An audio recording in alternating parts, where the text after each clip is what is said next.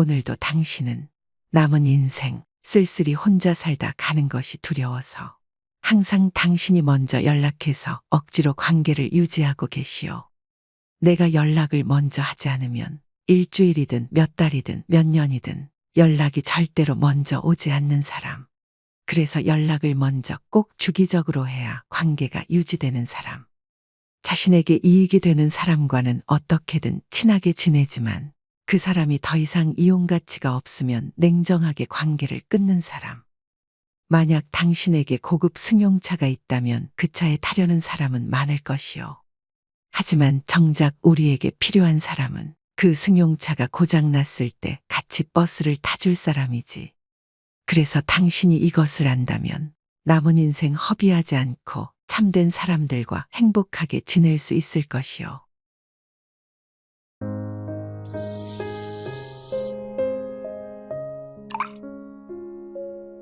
안녕하세요. 노인을 위한 나라는 있다. 노나입니다.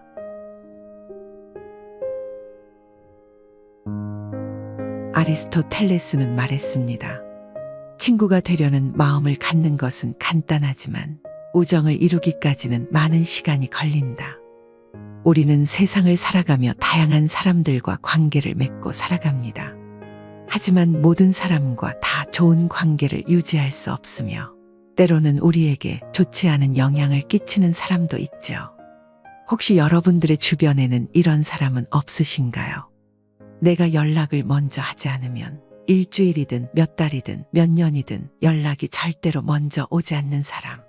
그래서 연락을 먼저 꼭 주기적으로 해야 관계가 유지되는 사람. 자신에게 이익을 주는 사람과는 어떻게든 친하게 지내지만 그 사람이 더 이상 이용 가치가 없으면 냉정하게 관계를 끊는 사람 말입니다. 만약 여러분들께 고급 승용차가 있다면 그 차에 타려는 사람은 많을 것입니다. 하지만 정작 우리에게 필요한 사람은 그 승용차가 고장났을 때 같이 버스를 타줄 사람일 것입니다. 그렇다면 우리는 남은 인생 동안 만날 사람도 없이 혼자서 쓸쓸히 사는 것이 두려워서 항상 내가 먼저 연락해서 억지로 유지되는 관계를 어떻게 바라보고 어떻게 대처해야 할까요?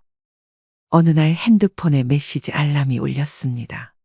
메시지를 보낸 사람은 평소에 연락을 거의 하지 않는 지인 동생이었습니다. 메시지를 열어보니 언니, 잘 지내? 라는 짧은 인사말이 적혀 있습니다. 그리고 뒤이어서 자기 아들의 청첩장 메시지가 도착합니다. 그래도 저는 그 청첩장을 보고 조금은 반가웠습니다.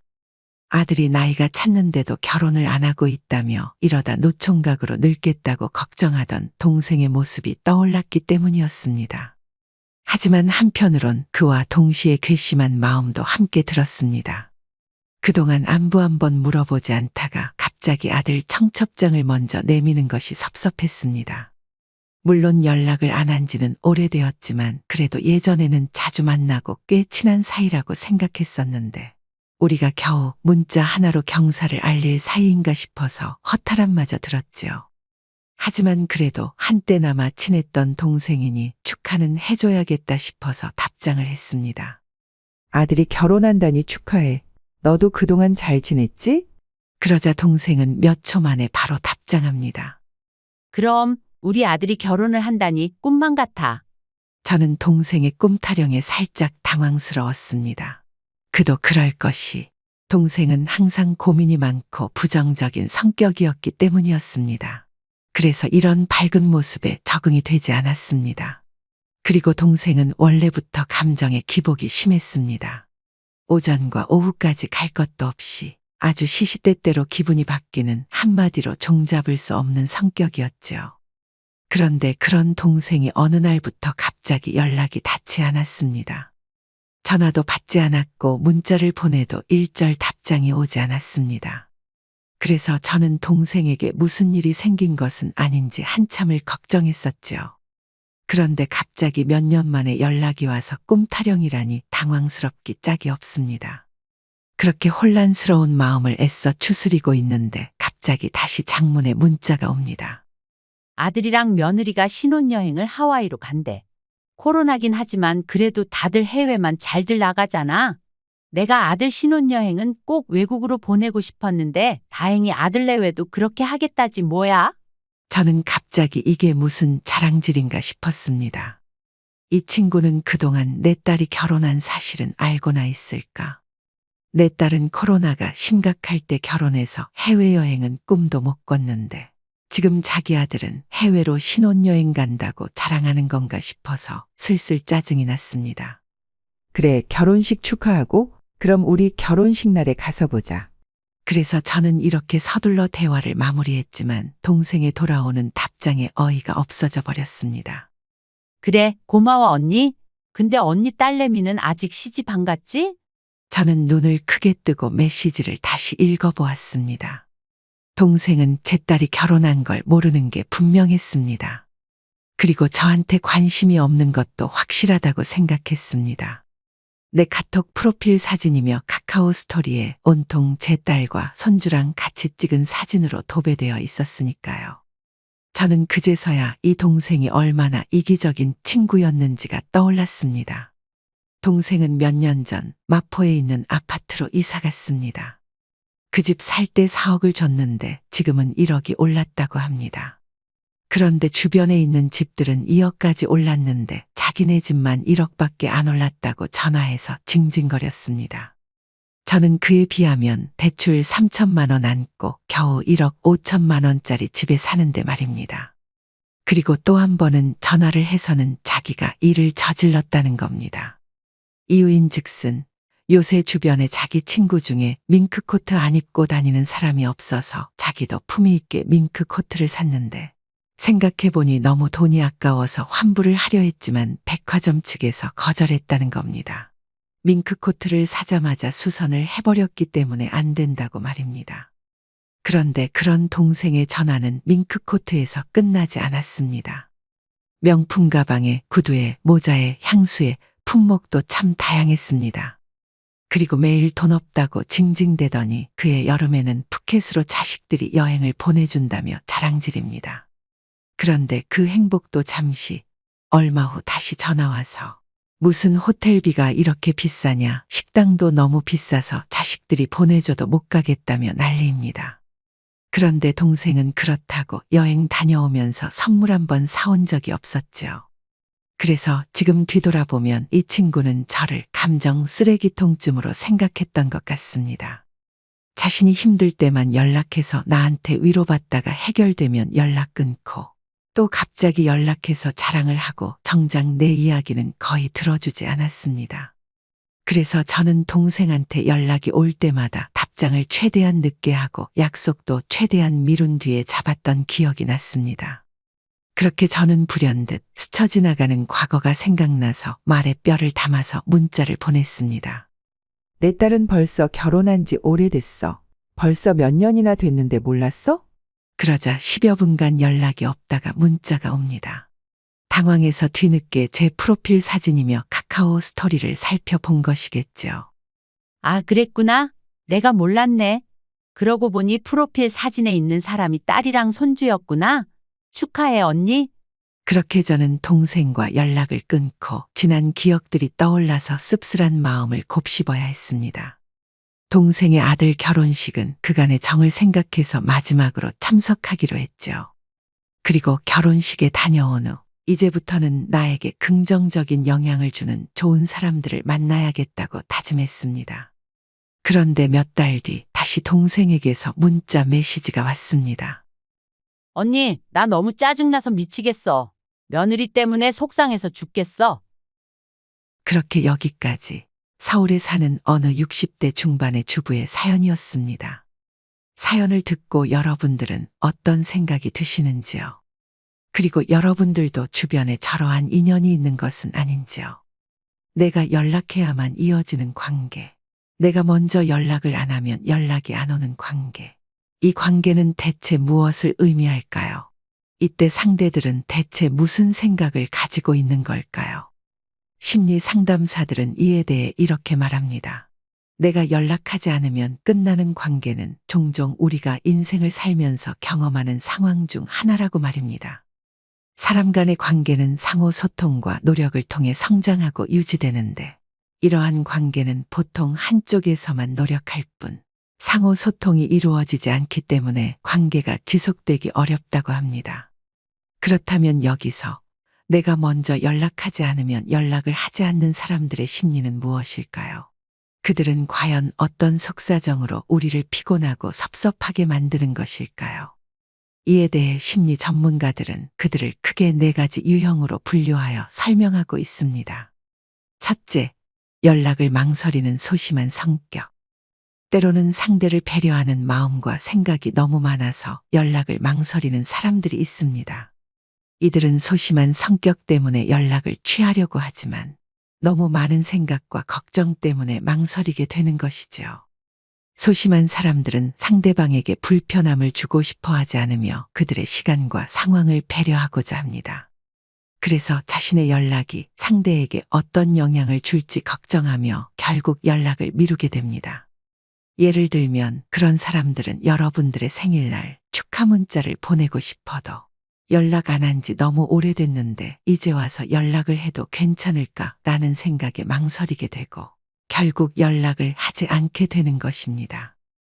둘째, 갑작스러운 환경 또는 상황 변화. 개인적으로 갑작스러운 환경이나 상황 변화로 인해 연락이 이루어지지 않는 경우가 있습니다. 일자리의 변화나 새로운 환경에 적응하느라 바빠서 아니면 갑작스러운 사건으로 인해 경황이 없어 연락이 이루어지지 않을 수 있습니다. 이들은 자신에게 당면한 문제에 집중하고 해결하기 위해 모든 에너지를 쏟게 됩니다. 예를 들면 사업이 망했거나 회사 퇴직을 해서 빈털터리 백수나 빚쟁이가 됐다거나 가까운 사람이 세상을 떠나서 누군가를 만날 기분이 아닌 경우가 여기에 해당합니다. 셋째, 당신을 소중한 존재로 인식하지 않기 때문에 우리가 어떤 환경, 어떤 상황이든 정말 소중히 여기는 사람이라면 어떤 이유를 막론하고 그 사람에게 먼저 연락을 하게 됩니다. 그 이유는 단 하나, 그 사람이 나에게 소중하기 때문입니다. 소중한 가족이나 친구들에게는 언제든지 안부를 묻거나 상황을 설명하는 것이 당연합니다. 그렇게 나에게 소중한 사람에게는 주기적으로 연락을 취하는 것이 당연한 일입니다. 그러나 상대방이 나를 소중하게 생각하지 않는다면 어떤 상황이든 연락을 망설이게 될 것입니다. 결국 그는 나를 소중하게 여기지 않으니 연락할 마음도 없다는 것입니다. 이런 경우 상황이나 환경, 시간이 문제가 아니라 결국 소중함이 부족한 마음이 가장 큰 이유입니다. 여러분들께서 만약 어떠한 상대방과 이러한 상황에 놓여 있다면 상대방과의 관계에 대해 다시 한번 생각해보고 서로의 관계를 지속해 나갈 건지 고민해보는 시간이 필요할 것입니다. 넷째, 소시오패스. 25명 중 1명이 흔히 있다는 소시오패스는 겉으로 보기에는 정말 좋은 사람처럼 자신을 드러냅니다. 하지만 이들은 공감 능력이 없기에 자신의 성공을 위해서는 수단과 방법을 가리지 않고 나쁜 짓을 저지른다고 합니다. 그들은 전혀 양심의 가책을 느끼지 않으며 거짓말도 아무렇지 않게 합니다. 심지어 평소에는 너그럽고 관대한 모습을 보이기도 하는데요. 그래도 우리는 이 모습에 긴장을 풀면 아주 큰 대가를 치르게 된다고 전문가들은 경고합니다. 왜냐하면 그들은 그렇게 온화한 미소를 띠고 있다가도 자신의 성공을 위해서는 언제든 표정을 바꾸고 비도덕적인 행동을 스스럼없이 저지르기 때문입니다. 그렇다면 우리는 우리의 곁에 있는 그들을 어떻게 알아볼 수 있을까요? 소시오패스의 특징은 다음과 같습니다. 매우 계산적이다. 겉보기에 친절하지만 자신이 원하는 것을 얻거나 자신의 말을 따르지 않으면 돌변한다. 자신의 성공을 위해 타인을 이용하고 거짓말을 하지만 양심의 가책은 느끼지 않는다. 자신의 감정 조절에 뛰어나고 타인의 감정을 잘 이용한다. 쉽게 지루함을 느끼며 자극 욕구가 강해서 새롭고 위험한 과제를 좋아한다. 인생을 이겨야 하는 게임이나 도박쯤으로 여기며 타인은 자신의 성공을 위해 이용할 대상으로만 생각한다. 자신의 잘못이 발각되면 가짜로 반성을 하며 동정심에 호소하면서 자신의 순진함을 강조한다. 그렇게 여기까지 우리가 먼저 연락을 해야만 관계가 유지되는 사람들의 특징을 알아보았습니다. 이 말을 듣고 여러분들께서는 어떤 기분이 드셨는지요? 그래, 맞아. 그럼 그렇지. 어쩐지 그 사람 행동이 이상하다 싶었어. 라고 생각하면서 가슴을 쓸어내리는 분들도 계실 것이며, 그 친구가 나를 그렇게밖에 여기지 않았다니 믿을 수 없어. 라면서 속상하고 혼란스러우신 분들도 계실 것입니다. 그렇다면 우리는 어떻게 해야 할까요? 정상적인 사고를 하며 죄책감을 느끼고 나쁜 사람들에게마저 동정심을 느끼는 우리가 어떻게 하면 나쁜 인연에 휘둘리지 않고 상처받지 않으면서 살 수 있을까요? 첫 번째, 내 삶에 집중해 보세요. 나에게 가장 소중한 보물은 무엇일까요? 재능이나 자산 아니면 재주나 재물일까요? 아닙니다. 누가 뭐래도 가장 중요한 것은 바로 나 자신입니다. 그러니 나이가 들수록 내면을 소중히 여기고 자신을 함부로 굴리지 않으며 자신의 가치를 스스로 발견하고 개발해 보는 것입니다. 그리고 우리가 우리 스스로의 삶에 오롯이 집중을 하게 되면 그때부터 타인은 봐도 그만, 안 봐도 그만인 부차적인 요소가 됩니다. 그래서 내 삶을 가꾸는 것이 우선이라면 남이 나에게 연락을 하지 않는 것에 신경이 쓰일 일이 없게 되는 것이죠. 그리고 한때는 저도 약속이 없는 날이나 쉬는 날에는 무조건 지인들과 약속을 잡았었습니다. 그런데 그러다 보니 누군가의 연락이나 약속이 없는 날은 저도 모르게 무기력해지고 성향도 점점 의존적으로 변해가는 것을 느꼈습니다. 그래서 결국 나를 되돌아볼 수 있는 혼자만의 시간을 가져보기로 했죠. 혼자서 드라마도 보고 책을 읽거나 유명한 레스토랑 요리사가 펴낸 요리책을 보면서 집에서 근사한 레스토랑 음식을 만들어서 먹기도 했습니다. 그리고 집에만 있어서 몸이 찌뿌둥한 날에는 산책도 할 겸 집 근처 카페에 가서 맛있는 커피를 사 먹기도 했습니다. 어릴 적엔 그렇게 친구들이나 화려한 볼거리 같은 새로운 자극에 늘 목말라 했었는데, 이제 나이가 드니 그냥 언제 봐도 좋은 친근한 사람들을 만나는 게 좋고, 새로운 장소의 자극보다는 익숙한 장소에서 편안함을 느끼는 것이 더 행복하다고 느끼게 되었답니다. 두 번째, 삶을 새로운 만남으로 물들이세요. 하지만 우리가 아무리 혼자 사는 삶이 홀가분하고 자유로운 것을 알아도 사람이란 본디 사회적인 동물이라 혼자가 되는 일이 말처럼 쉽지는 않을 것입니다. 심지어 사람에 따라 혼자가 되는 일이 죽기보다 싫은 경우도 있을 수 있죠. 그래서 이럴 때에는 새로운 관계 맺음에 도전해보는 것도 유의미할 수 있겠습니다. 예컨대 영화나 악기, 스포츠 등 공통 관심사를 공유하는 모임에 가입하여 다양한 연령대의 사람들을 만나보는 것입니다. 그러면 여러분들께서는 이런 마음이 드시는 분들도 계실 것입니다. 이 나이에 남사스럽게 어떻게 그런 데를 나가나. 말도 안 통하는 이런 늙은이를 누가 반겨나 줄까. 그렇습니다. 이것은 분명 틀린 말이 아닙니다. 젊은이들은 노인들이 나이가 많고 거동에 힘이 없다고 마음속 지혜마저 낡고 아둔해졌을 거라 넘겨짚지만, 노인들은 살아온 세월만큼 내면의 인생의 지혜가 고스란히 축적되어 있는 법입니다. 그래서 옛말은 버릴 말과 틀린 말이 하나도 없다고도 하지요. 하지만 우리 사회는 분명 나이나 조건에 따라 관계를 구분짓는 분위기가 있습니다. 실제로 저도 젊었을 적 친구의 권유로 큰 교회에 간 적이 있었는데, 그곳에서 20대와 30대 그리고 40대로 나이를 분류해서 앉을 자리를 지정하는 것을 보고 너무 놀라서 발길을 끊었던 기억이 나는데요. 물론 비슷한 나이끼리는 동일한 시대상과 문화에서 오는 동질감으로 쉽게 공감대가 형성되는 장점이 있지만, 그렇다고 우리가 천편일률적으로 20대에는 20대에 맞는 말과 행동을 해야 하고 60대면 오로지 60대에 하도록 정해진 말과 행동만을 해야 할까요? 분명 세상은 우리가 그 나이대에 갖추어야 할 모습과 생각과 의무를 요구합니다. 부모로서의 역할과 사회적 어른으로서의 무게는 우리나라를 지탱하는 데 반드시 필요한 덕목이죠. 하지만 그것을 넘어서서 우리가 세상을 바라보는 유연한 시각과 세대를 아우르는 공감 능력까지 낡아버릴 필요가 있을까요? 그러니 가치관과 취향이 비슷하다면 나이 차이가 나도 절친한 친구가 될 수 있다는 열린 마음을 가지는 것이 주책이요 남사스러운 일은 아닐 것입니다.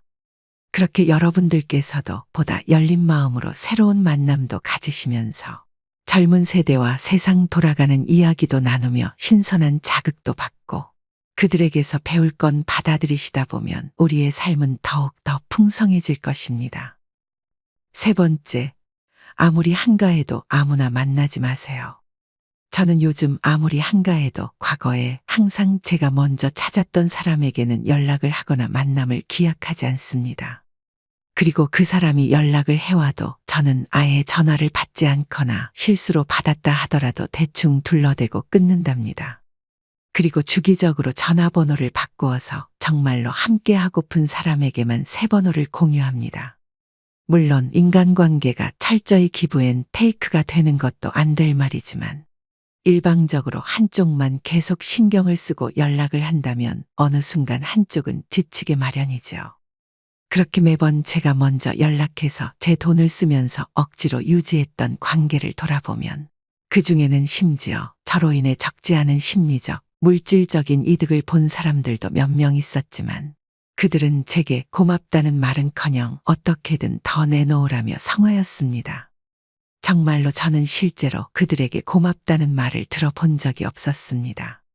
심지어 저의 아이디어와 헌신적인 도움으로 대박이 나서 쌓은 부를 저로 인해 다시 빼앗길까봐 저를 모함하고 공격하던 사람도 있었습니다.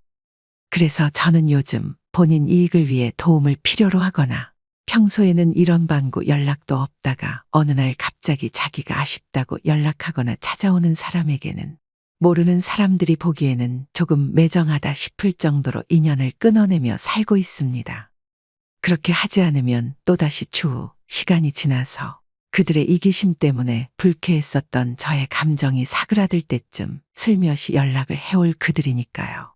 제가 마음이 약한 것을 알고 그 감정을 이용하여 저에게서 이득을 보려고 할 테니까요. 그러니 우리는 이 사실을 잊지 말아야 할 것입니다.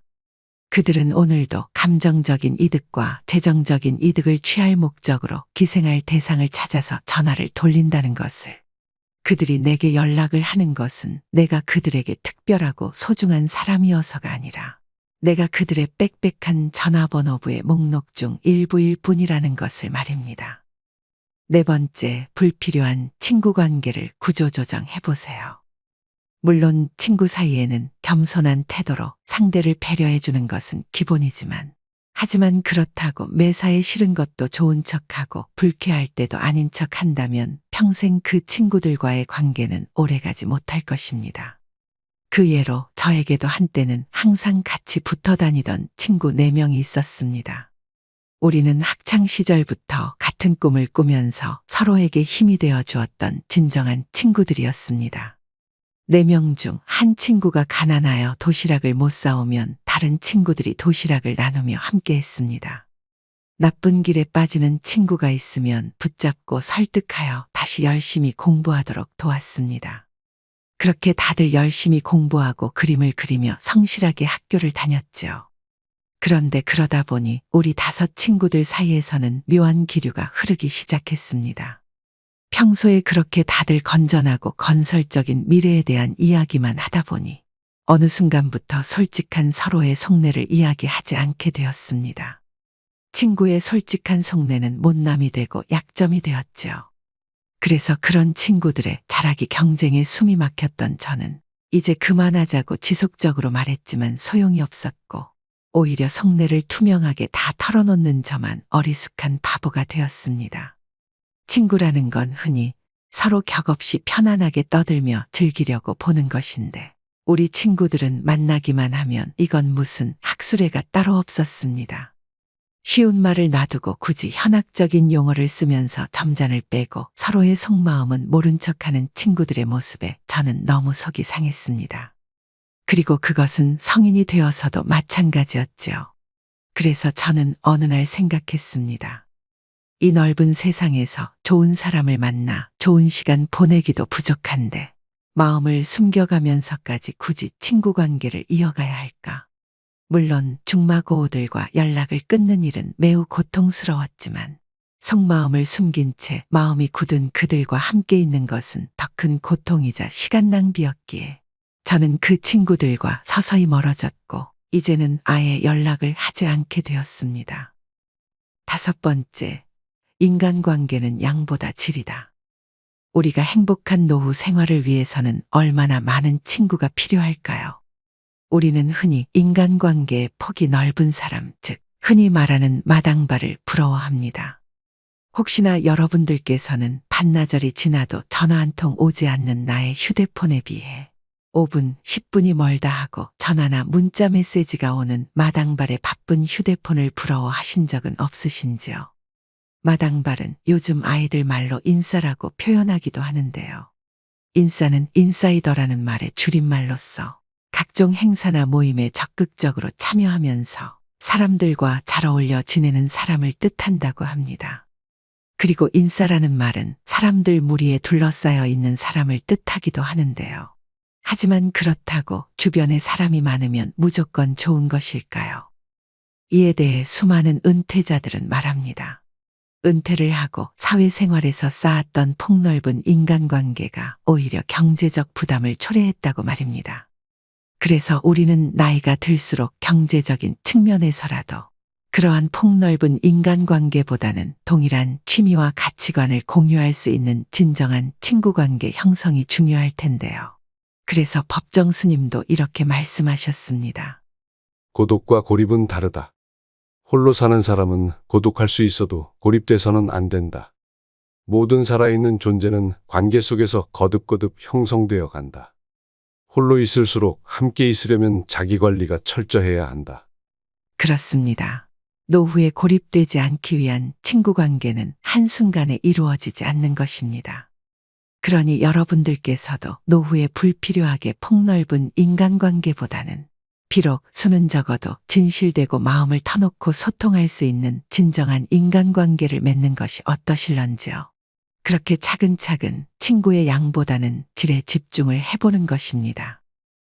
사람이 참 좋아 보인다. 믿음이 간다. 뭘 부탁하든 마무리에 정점을 군더더기 없이 찍어주는 사람이다. 이 말들은 제가 참 좋아했었던 말이고 저의 능력을 끌어모아 더 열심히 노력하게 만드는 말이었습니다. 하지만 요즘 저는 저에게 저런 말을 하는 사람을 제일 먼저 경계하게 되었습니다. 그래서 가끔은 어릴 적 순수함을 잃은 기분이 들어 이따금 서글프기도 하지만 그래도 지금의 제 선택에 후회는 없습니다.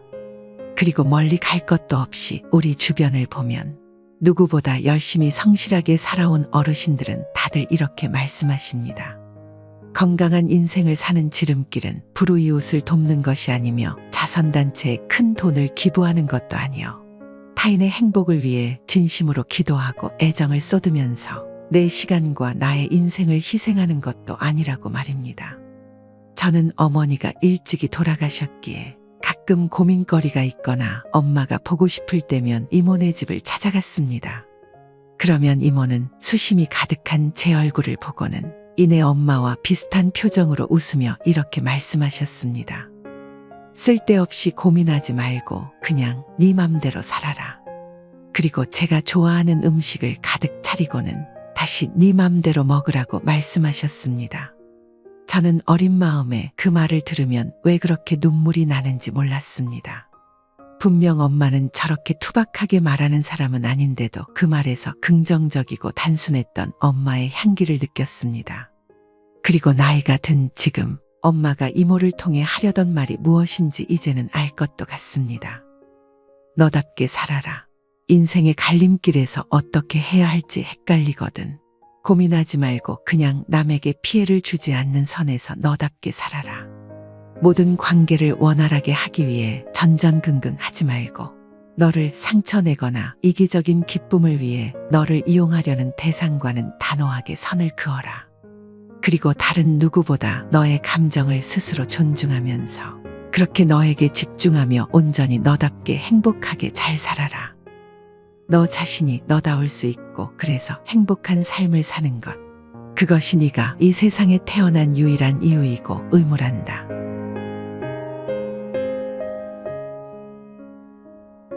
그럼 여기까지 노인을 위한 나라는 있다. 노나였습니다. 시청해 주셔서 감사합니다.